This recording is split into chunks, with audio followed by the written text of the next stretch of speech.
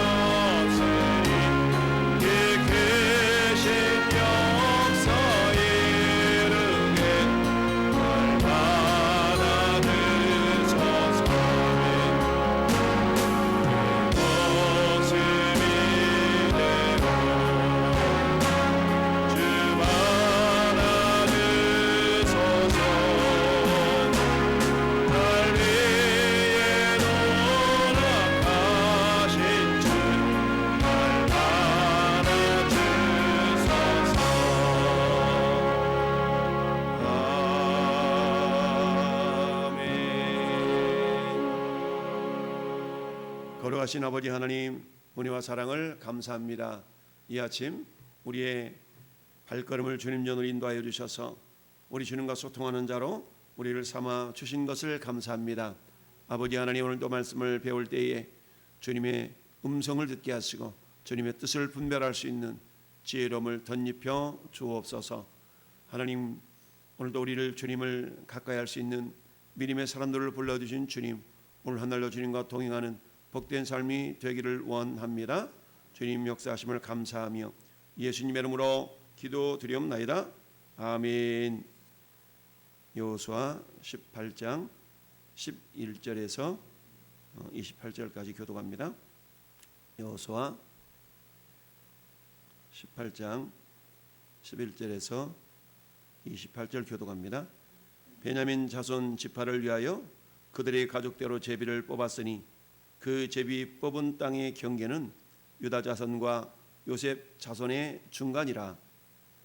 북방 경계는 요단에서부터 여리고 북쪽으로 올라가서 서쪽 산지를 넘어서 또 올라가서 베다한 황무지에 이르며 또 그 경계가 거기서부터 루스로 나아가서 루스 남쪽에 이르나니 루스는 곧 베델이며 또 그 경계가 아다롯 앗달로 내려가서 아래 벳호른 남쪽 산 곁에 이르고 지나고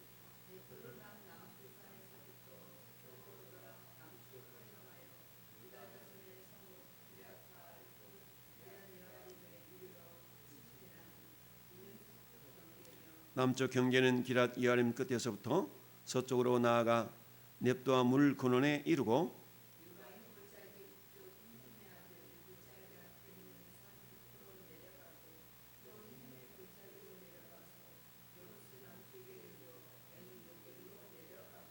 또 북쪽으로 접어들어 엔 세메스로 나아가서 아두멘피탈 맞은편 글길롯으로 나아가서 루벤 자손 보한의 돌까지 내려가고 또 북으로 벳호글라 곁을 지나서 요단 남쪽 끝에 있는 염해의 북쪽 해만이 그 경계의 끝이 되나니 이는 남쪽 경계며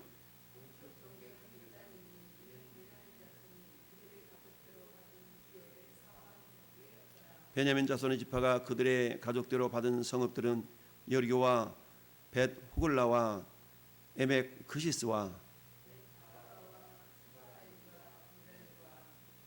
아임과 바라와 오브라와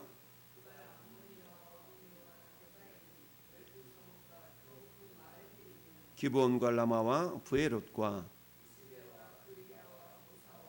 네겜과 이르브엘과 달랄라와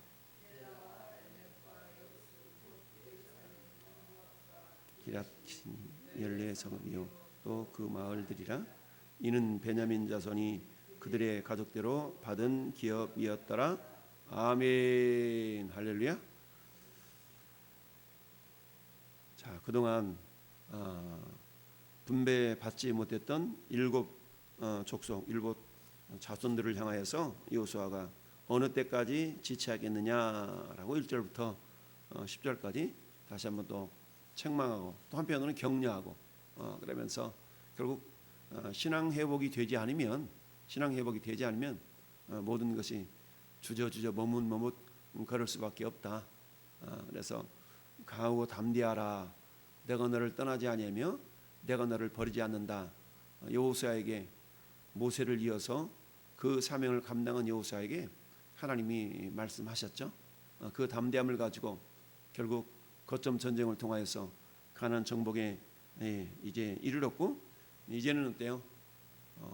정착 전쟁을 통하여 그들이 이제 세부적으로 점령해 나가야 되는데 그런데 오른쪽에 있는 르우벤 지파, 갓 지파, 므낫셋 절반 지파는 이미 요단 동편에 땅을 분배를 받았던 터이고 그리고 요단 서편에서는 가장 먼저 유다 지파가 땅을 분배받았다고 그랬죠. 유다 지파. 그 다음에는 요셉 지파인데 요셉 지파는 두 몫을 감당하기 때문에 요단 동편에 므낫세 절반 지파가 이미 분배를 받았기 때문에 이제는 에브라임 지파와 므낫세 절반 지파가 이어서 땅을 분배받게 됩니다. 그러다 보니까 이제 남아 있는 지파가 일곱 지파가 되게 되었는데 그 일곱 지파들은 머뭇머뭇 주저하고 있었다. 그 이유는 왜 그러냐? 함께 하시는 하나님을 신뢰하지 못하고 형편 상황 이런 걸 바라보다 보니까 결국 의욕이 상실되었던 거죠. 그런 상황을 여호수아가 다시 한번 책망하면서 어느 때까지 머뭇거리겠느냐, 지체하겠느냐 라고 책망하고 실로에 여호와의 회막을 이렇게 세우고 그곳에서 다시 한번 예배 회복, 말씀 회복을 일으킴으로 그들에게 다시 한번 동기 부여를 했다. 그래서 어제 말씀의 제목은 신앙 회복으로 인생의 예배 회복으로 인생의 문제를 돌파하라라고 말씀드렸죠. 그래서 신앙 회복은 곧 예배 회복이다라고 말씀을 드렸었고요. 자, 오늘 말씀은 이렇게 여호수아를 통하여서 이제 나머지 지파들에게 땅을 잘 그려가지고 와봐라라고 해서 이제 7 지파에게 땅을 분배하는 장면인데, 그 가운데 이제 먼저 베냐민 자손의 기업에 대해서 지금 분배하는 내용입니다. 베냐민 자손은 24절에 보니까 그발람모니와 오브니와 게바인이 12성읍과 또 그 마을들이며 쭉 내려가서 26절에 28절에 셀러엘렙과 여부스 곧 예루살렘과 기브앗과 기라신이 14성읍이었다. 그러니까 12성읍 더하기 14성읍 하면 26성읍이죠. 26성읍을 베냐민 지파가 분배를 받았다. 그러니까 이제 베냐민 지파는 어찌 보면 큰 어떤 지역을 분배받은 건 아니에요. 분배받은 건 아닌데, 그런데 이 베냐민 지파의 위치, 그 위치가 어떻게 되어져 있나라는 것을 보면 11절에 설명하고 있어요. 베냐민 자손 지파를 위하여 그들의 가족대로 제비를 뽑았으니 그 제비 뽑은 땅의 경계는 유다 자손과 요셉 자손의 중간이라. 유다 자손과 요셉 자손의 중간이라. 자, 앞에 우리 지도를 한번 넘어가 보면 340쪽에 있죠. 지도가 선호님 성경 340쪽 보면 거기 보면 유다 자손과 위에 에브라임 자손 그 사이에 베냐민 땅이 이렇게 돼 있어요. 보이나요? 에브라임, 유다, 그 다음에 그 사이에는 왼쪽에는 단 지파, 오른쪽에는 베냐민 지파 이렇게 돼 있거든요. 그렇죠? 근데 나중에 이제 단 지파는 저 북쪽으로 올라가요. 저 북쪽으로 올라가가지고 그렇게 되는데, 어찌하든 지금 남쪽 유다 지파가 굉장히 넓은 땅을 분배를 받습니다. 그리고 이제 내일 우리가 묵상해 볼 시몬 지파에 대한 이야기가 나오는데, 시몬 지파는 유다 지파 땅을 일부 분배를 받아서 맨 밑에 이제 위치하게 되죠. 근데 이게 이제 나중에 이 시몬 지파가 저 또 북쪽으로 올라가서 결국 솔로몬 왕 때, 이때는 그야말로 북쪽에 이 시몬 지파가 함께 또 이렇게 연합하게 되는 그런 일이 발생하며, 남북 분단 시절에는 이 시몬 지파가 북쪽으로 다 올라가 버려요. 그렇게 돼서 결국 남쪽에는 유다 지파와 베냐민 지파가 결성을 하게 되는 그런 일이 발생하게 되죠. 거기 보면 자, 베냐민 지파의 경계를 보면 베냐민 지파가 지금 보면 땅이 굉장히 좁죠. 저 위에 스불론 그런 지역 정도 되는데, 그런데 이 베냐민 지파가 차지하고 있는 땅에 중요한 모습들이, 중요한 지역들이 거기 다 있어요. 미스바, 기브온, 아들람, 여리고 이런 지역들이 다 지금 기록이 되어져 있는데요. 그리고 이제 예루살렘 같은 경우는 거의 베냐민하고 유다하고 경계예요. 그러다 보니까 유다 지파로도 이렇게 이 예루살렘을 기록하기도 하고, 오늘 본문에서는 베냐민 지파에게 예루살렘이 되어졌다라고 이렇게 하는데 15장 8절 한번 봐볼까요? 15장 8절 한 장 넘겨서 15장 8절 보면, 자, 또 흰놈의 아들의 골짜기로 올라가서 여부스 곧 예루살렘 남쪽 어깨에 이르며 그랬죠? 15장 8절. 네. 그러니까 이곳에 유다 자손의 땅이 어깨에 이르렀다.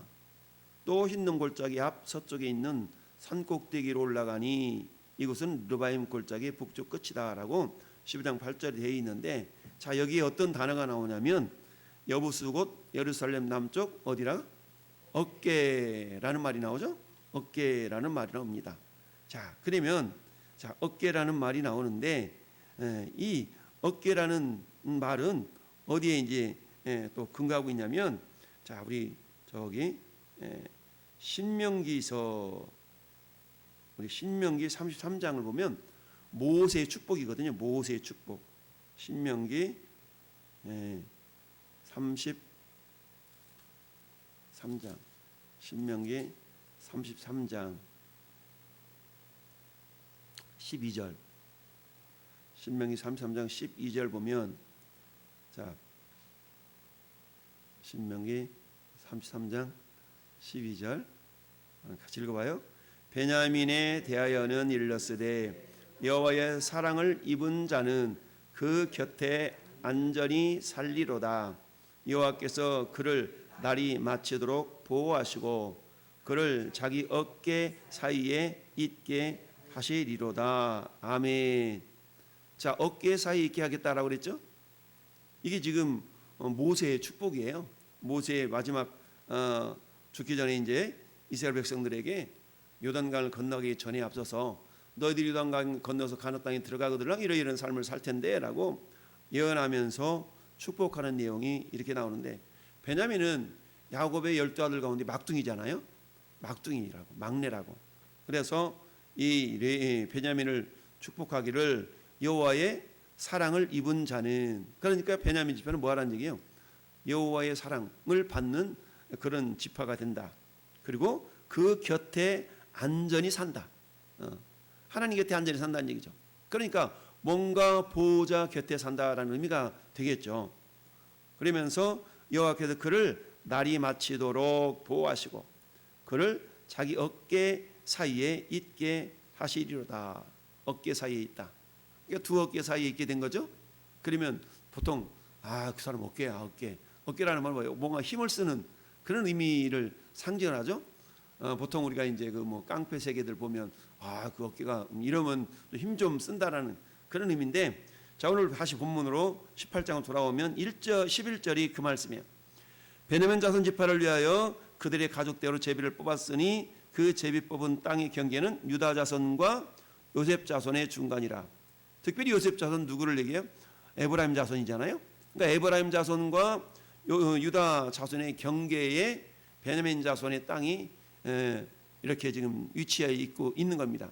그러면 자, 하나님의 눈은 결국 어디를 중심으로 있어요? 하나님의 눈은 예루살렘에 하나님의 어떤 그 뭡니까 수도가 예루살렘으로 나중에 설정이 되죠. 그리고 그 전에는 헤브론과 그 다음에 에브라임 지파에 분배받았던 실로라는 곳에 성소가 여기 18장 1절 보면 이스라엘 자손의 온 회중이 실로에 모여서 거기에 회막을 세웠으며 그 땅은 그들 앞에 돌아와 정복되었더라. 실로는 한마디로 말하면 예배 중심지거든요. 오랫동안 예배 중심지의 역할을 감당했던 이 지역이 이게 실로입니다. 그리고 이 실로에 있었던 여호와의 법궤가 나중에 사울 왕 시대 때에 블레셋과의 전투에서 결국 어때요? 여기에 모셨던 법궤를 들고 전쟁터에 나갔다가 홈리와 비느하스가 같이 죽임당하고 사울 왕도 죽임당하면서 법궤를 빼앗기는 이런 일들이 이제 발생하는 지역, 이것이 이제 실로인데요. 근데 베냐민의 지파의 자손의 어떤 땅이 유다 자손과 요셉, 특별히 에브라임 지파의 그 사이에 있었다는 얘기죠. 그러니까 유다 자손과 에브라임 자손의 보호를 받는, 어찌 보면 근데 유다 자손의 땅에는 이미 하나님께서 유다 자손을 통해서 예수 그리스도 오시잖아요. 그러니까 어떤 그런 영적인 의미가 있는데, 결국 모세를 통해서 축복하셨던 그 축복이 그대로 이루어진, 오늘 땅 분배 자체도 그렇게 이루어져 있는 것을 봅니다. 제비를 뽑았는데도 불구하고 그 제비 뽑음이 이렇게 이제 뽑혀지게 된 것은 결국 우연이 아니라 하나님의 선하신 인도하심이다라는 얘기죠. 결국 이것을 통해 우리가 알 수 있는 것은 뭐냐? 하나님은 신실하시다라는 것을 우리가 알 수가 있습니다. 한번 고백합시다. 신실하신 하나님을 기대하라. 오늘 말씀의 제목인데요. 신실하신 하나님을 기대하라. 그러니까 모세를 통해서 축복하셨던 그 베냐민 그대로 이루어지게 하고, 그리고 그야말로 유다 자손과 에브라임 자손의 어깨와도 같은 그런 위치에서 보호를 받으면서 이렇게 위치하게 되죠. 결국 나중에 남북이 분단되었을 때에 결국 묘 밑에 있던 시몬 자손들은 북쪽으로 올라가 버리고, 그리고 유다와 경계를 맺고 있었던 이 베냐민 지파는 남쪽 유다와 같이 거의 한 몸처럼 이렇게 움직이게 되죠. 그래서 나중에 솔로몬을 이어서 르호보암이 남쪽 유다를 다스리게 될 때에 북쪽은 10지파, 남쪽은 한 지파라고 표현을 하게 되는데, 왜 그러냐면 베냐민이 유다와 거의 한 놈을 이루고 있기 때문에 그렇게 표현하는 내용이 나옵니다. 자, 그래서 이 베냐민 지파가 분배받은 땅의 내용을 보면 12절에 보니까 북방 경계는 그러면서 서쪽 산지를 넘어서 그 다음에 어때요? 황무지에 이르며, 그러니까 산지, 황무지. 그 다음에 13절 하반절에도 산 곁에 지나고 14절에도 앞쪽 산에서부터 쭉 돌아서, 그 다음에 15절 보면은 하반절에 넵도와 물 근원에 이르고, 그랬죠? 물 근원에 이르고. 그 다음에 16절에는 골짜기, 아들 골짜기, 흰놈 골짜기, 르바임 골짜기, 이 골짜기죠. 이처럼 베냐민 지파가 분배받았던 그런 땅의 모습들은 한마디로 말하면 골짜기, 산지, 물샘, 이런 한마디로 하면 다양한 그런 지형들을 분배를 받게 된 거죠. 이걸 통해서 우리가 알 수 있는 것은 우리 인생의 모습과도 같다라는 얘기입니다. 우리 인생은 어떻습니까? 그 말 롤러코스터를 타는 것 마냥 오르막길, 내리막길, 때로는 막 광야를 지나기도 하고, 이런 것이 우리 인생의 모습 아니겠어요? 그러니까 베냐민 지파를 통해서 우리가 깨달을 수 있는 것은, 첫째는 따라서 하나님은 신실하시다. 모세를 통해 축복하셨던 그 축복을 그대로 베냐민 지파가 이어받는 그런 모습을 보게 됩니다. 두 번째는 우리 인생에는 우여곡절이 있다.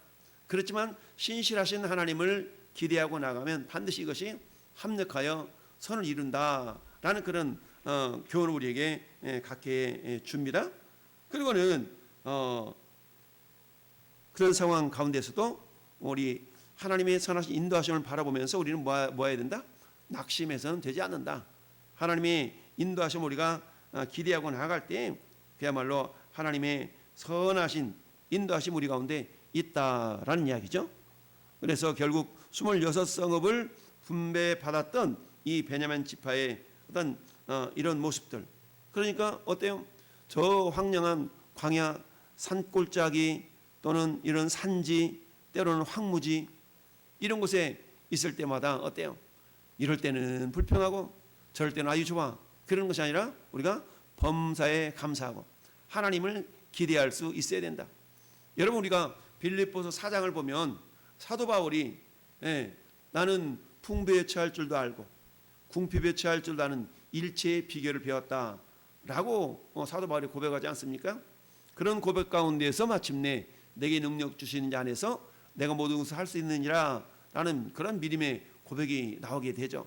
그러니까 사도 바울이 겪었던 삶 자체는 그야말로 굉장한 고난과 핍박과 어려움과 때로는 형통함과 이런 모습들을 다 겪었지만, 그럼에도 불구하고 어때요? 사도 바울은 범사에 감사할 줄 아는 그런 사람이었다라는 얘기죠. 그런 걸 통해서 베냐민 지파가 분배받았던 이 기업을 보면서, 야, 하나님은 모세를 통해서 축복하셨던 그 축복이 그대로 이루어지는 것을 우리가 보게 되면서 신실하신 하나님에 대해서 우리가 생각해 볼 수 있고요. 두 번째는 더 나아가서 이런 우여곡절의 인생 가운데 있는 우리 모습을 우리가 비춰볼 수 있는데, 그럼에도 불구하고 우리는 어떻다? 감사함으로 하나님의 선하심을 기대할 수가 있다라는 것입니다. 오늘 이 베냐민 자손의 기업, 하나님의 신실하심을 기대하라, 신실하신 하나님을 기대하라 라고 우리 앞에도 있는 것처럼 우리가 기도하고 기대하고 기다리면 반드시 하나님은 기적을 베푸신다. 이런 믿음의 모습들이 저와 여러분의 가운데 넘치기를 예수님의 이름으로 축원을 드립니다. 아멘. 거룩하신 아버지 하나님, 오늘 베냐민 자손의 기업을 통해서 우리가 잠깐 묵상해 보았나이다. 하나님은 약속에 신실하신 하나님이심을 다시 한번 확인해 봅니다. 모세를 통해서 베냐민을 축복함이 그대로 또 이루어진 것을 봅니다. 이는 하나님의 신실을 하신 하나님이심을 우리가 확인하는 그런 모습인 줄 믿습니다. 아버지 하나님, 만군의 여호와께서 이르시되 내가 생각한 것이 반드시 되며 내가 경영한 것을 반드시 이루리라 말씀하심을 오늘도 우리가 묵상합니다. 아버지 하나님, 우리 인생 가운데 때로는 우여곡절이 많은 삶을 살아갑니다. 그러나 그런 가운데서 우리 주님은 여전히 우리에게 하나님의 선하신 약속들을 이루어 가시는 신실하신 하나님이심을 믿사오니 주 오늘 한날도 우리를 주님의 선한 길로 인도하여 주옵소서. 하나님의 인도하심을 우리가 깨닫게 하시고 그 인도하심에 겸손히 감사함으로 순종하여서 마침내 하나님의 기적을 경험하는 복된 하루가 되도록 주님 도와 주옵소서. 감사하옵고 예수님의 이름으로 축복하며 기도드리옵나이다. 아멘.